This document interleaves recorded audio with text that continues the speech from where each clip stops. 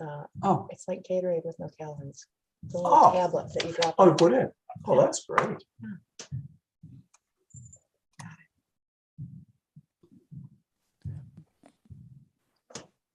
Yeah, definitely like that. Okay, we are live. Okay, thank you, Brian. Hello, everyone. I'm Julie Brownlee, Principal Assessor for the town of Northborough, Massachusetts. This open meeting of the Northborough Board of Assessors is being conducted remotely, consistent with Governor Baker's executive order of June 16, 2021, an act relative to extending certain COVID-19 measures adopted during the state of emergency. All members of the Board of Assessors are allowed and encouraged to participate remotely. The order allows the Board of Assessors to meet entirely remotely so long as reasonable public access is afforded so that the public can follow along with the deliberations of the meeting. The public is encouraged to follow along using the agenda posted on the town's website. Members of the public who wish to view the live stream of this meeting may do so by going to Northborough Remote Meetings on YouTube via the link listed on the agenda. Ensuring public access does not ensure public participation unless such participation is required by law. This meeting will not feature public comment. Board of Assessor members, when I call your name, please respond in the affirmative. Bruce Morgan, Here. Christopher Reedy. Here. Assessor Department staff, when I call your name, please respond in the affirmative. Brian Fernandez, Assessor Data Collector. Here. Thank you. Okay, so I am not super well organized today. I apologize. I'm well organized for the executive portion of the session where we'll talk about abatements. That's what I've been working really hard on. I want to review and vote on minutes of February 2nd. Bruce, have you had a chance to look at them? Yeah. Okay. No comments. No comment. Okay.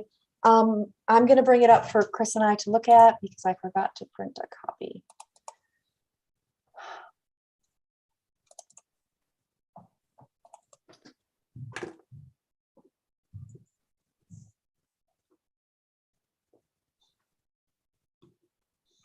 What did I say?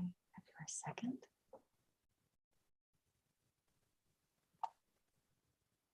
Do you know, I said the minutes of February 2nd, but But you meant I meant the 3rd. third. Yes. Okay, That's a whole different story. that's right. Okay. We were actually there, right? Okay. Good. Okay, so, all right, so if there's no discussion, then I'd like to entertain a motion to accept the minutes of February 3rd as presented. So moved. Second. All in favor, aye. Say aye. Chris? Aye. Bruce? Aye. Julie? Aye. Thank you. Then we have two sets of motor vehicle abatements. For some abatements from 2021, we have a total of $496.55. And for abatements for 2022, we have a total of $6,977.41. If there's no discussion, I'd like to entertain a motion first to accept the motor vehicle abatements as presented for 2021. But Julie, what you have it? Was it like for December or?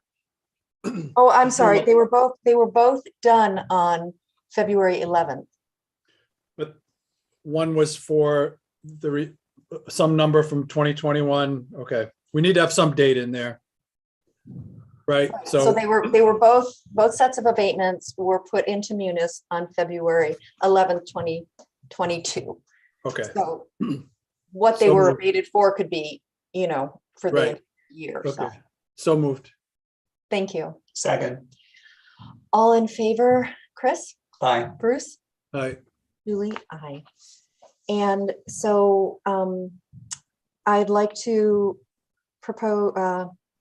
entertain a motion to accept motor vehicle abatements done February 11th, 2022 for the calendar year 2022 as submitted, as presented. So moved. Second, All in favor, Chris, aye. Bruce? Aye. Julie? Aye. Thank you, everyone. Okay, so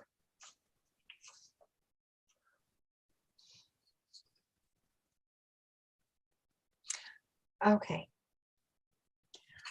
We've had several meetings and we've had to table a couple of things that I didn't put on this agenda, but if you feel it's okay, I'd like to talk about accepting e-signatures for things like the personal property form of list, 3ABC. There's I&E, income and expense forms, not necessarily limited to that, but I know that we're all aware that this is how the direction that everyone is going, that it streamlines things for everyone, and especially with COVID restrictions. There is the state has posted, and I can find that in my pile here, a recommendation that it's a good practice to have. Is there anything people would want to talk about? I think it should spell out each type of form that would be so that there's a list. Okay. I think that covers everybody. Yes, that's a good point. So I've suggested 3, and I'm open to hearing or helping brainstorm what else we have. So there's the personal property form of list. There's the charitably exempt form called the 3ABC. And there's the real estate income and expense form. I would want to add motor vehicle abatement applications to that. Yeah, that's fine by me. Okay, would that be for the large company, the leasing companies, or would that be for individuals also? That would be for everyone. Everyone, okay. We're in the process of acquiring for this office, other offices here have it, the Adobe Acrobat product so that we can create our own fillable forms. You do have the capability with that of having it be fillable and not signable electronically. So that is an option, but it would be really, I think it's just a nice courtesy for the motor vehicle abatements if it's fillable, signable. Yeah, it's fine with me. I know there are many boards that get all excited about reviewing motor vehicle excise abatements, but I'm not one of them. Likewise. But we're going to still vote on everything, and you're going to let us know what you've been signing. So just so that we're up on what you've done, right? Just going to give us a quick summary at different meetings. I'm talking about forms coming into us, but we allow them to be electronic. All of this is all of this is just that stuff.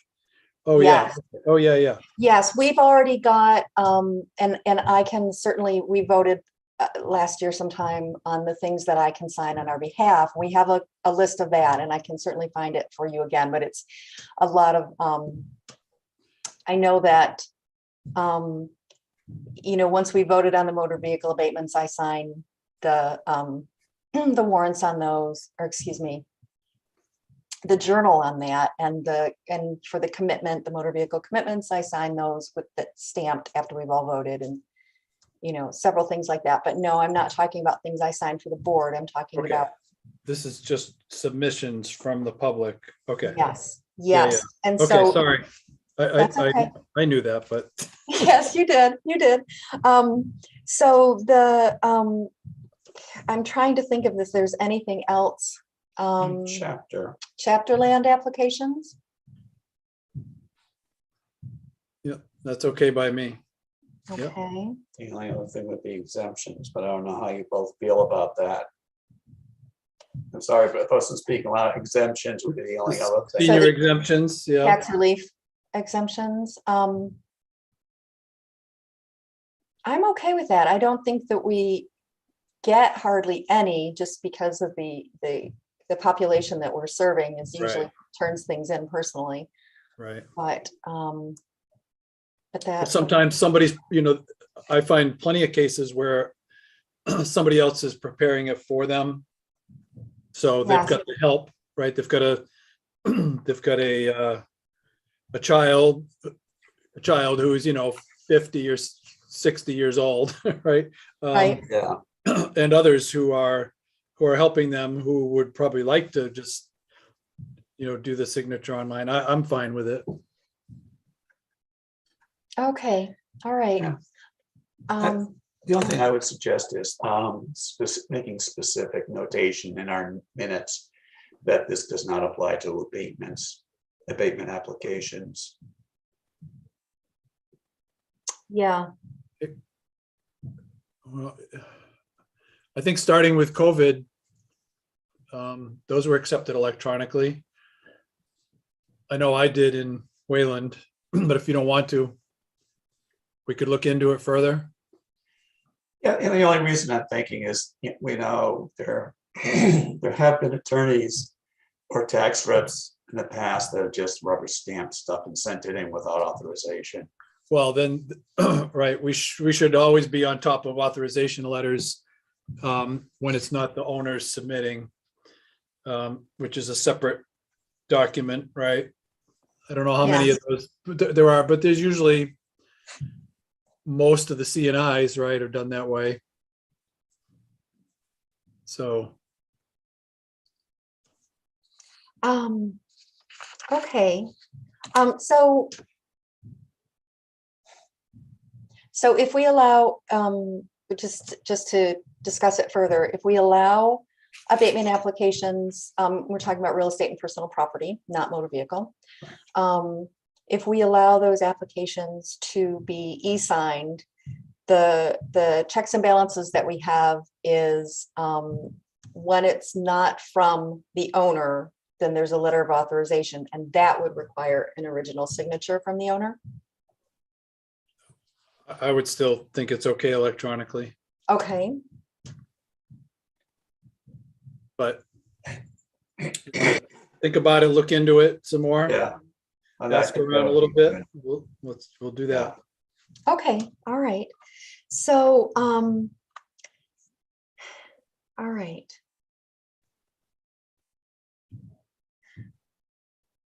Okay, so then I would, if there's no further discussion, I'll go through the list again.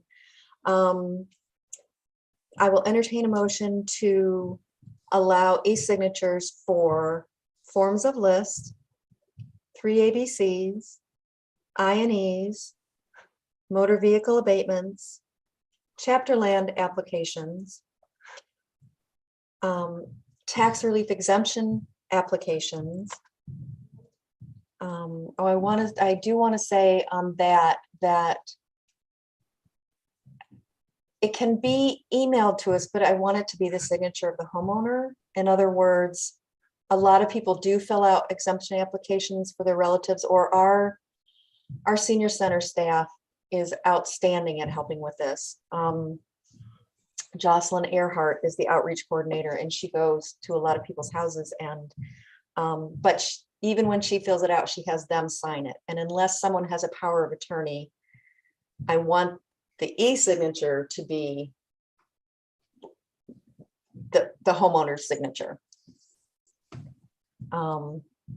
So, and then adding real estate and personal property abatements, allowing e-signatures, but excluding the authorization letter for now. Okay. Sounds good to me. Okay, so that I'm entertaining a motion. So moved. Okay, Chris, you want to, I'm not as comfortable with that. okay, let's back out then. What we can discuss it further if we could. Sure, We can do it at, at another meeting. okay. Can we vote on which ones? All the other, everything but the abatements. Okay, all right. Okay. So that's good. Okay, Pull the real estate and personal property abatements out of that list. yes. Okay, So just stating it again, I'm entertaining a motion to allow e-signatures for forms of lists, 3 ABCs, I&Es, motor vehicle abatements, chapter land applications, and tax relief exemption applications. tax relief exemption. Does that mean you're exempt from tax relief?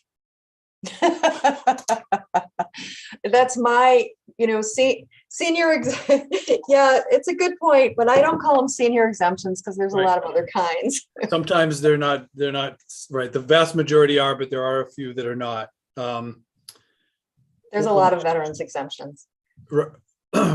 Right, and yeah, for people who are not seniors yet. Right. So what should we call that then?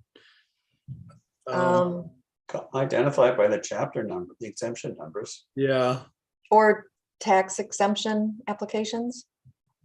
Not exemption, really, it's for relief, some partial relief. Or partial exemption. I don't know the distinction. Well, I would just, I I just don't- think using the word exemption means you're exempt from all the taxes rather than portion.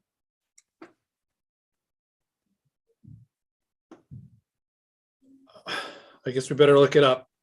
Well, I have so I have an exemption application. It says statutory exemption. It's the application for veterans, and it can pertain, it's called that, but it can pertain to the 22, the 22E, or the 22D. Mhm. But they call it statutory exemption because you're exempt from Right, all yeah. or part. right. Yeah, I like that language better, statutory exemptions. Okay, okay, that's what will go into our minutes. And in the motion, All right, so then I'll move it. okay? Second, All in favor, Chris, aye. Bruce? Aye. Julie, aye. Thank you very much. Okay.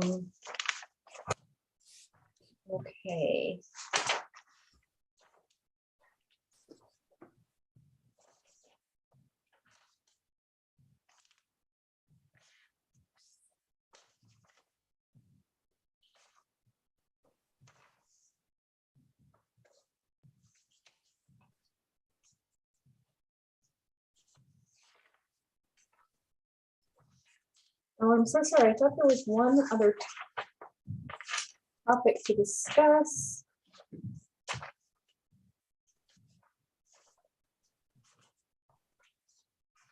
Okay. All right, except for abatements and one real estate exemption, statutory exemption. That's it for our open meeting, I believe. So I'd like to entertain a motion to move to executive session pertinent to Mass General Law, Chapter 30A, Section 21A, Purpose 7, to comply with or act under the authority of any general or special law or federal grant and aid requirements in accordance with Mass General Law, Chapter 59, Section 60, requiring confidentiality. At the conclusion of executive session, the board will adjourn. So moved. Second, Thank you. All in favor, Chris, aye. Bruce, All right, Julie, aye, at 5:21.